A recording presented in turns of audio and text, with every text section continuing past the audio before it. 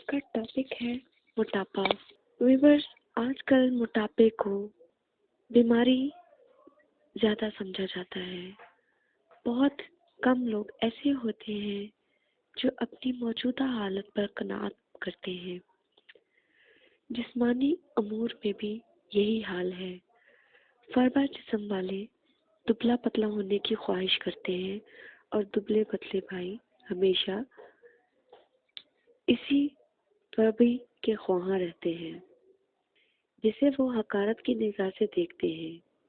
اس میں کوئی شک نہیں کہ درمیانہ روی ایک بہت بڑی نعمت ہے۔ موٹاپے میں کئی تکالیف ہیں جو ہر فرد و بشر بخوبی سمجھتا ہے، کیونکہ اس قدر لوگ اپنا وزن کم کرنے کے در پہ نظر آتے ہیں۔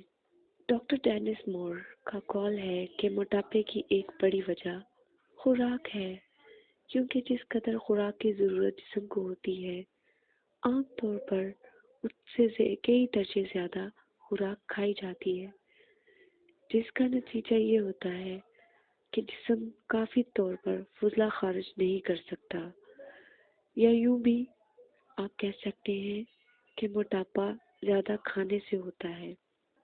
بس اس کا علاج بھی صاف ظاہر ہے، تاہم موٹے اشخاص کے لیے چند ہدایات دی جا رہی ہیں جن پر عمل کر کے وہ اس مصیبت سے نجات حاصل کر سکتے ہیں۔ نمبر 1، کھانا پینا سونا جس قدر کم ہو سکے اچھا ہے۔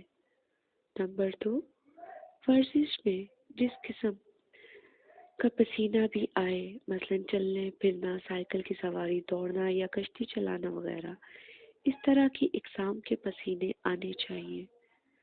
جو شخص گھر میں دوڑ کود میں شامل نہ ہو سکے، وہ جسم کو کسی بھاگ دوڑ کے کام میں مصروف رکھے۔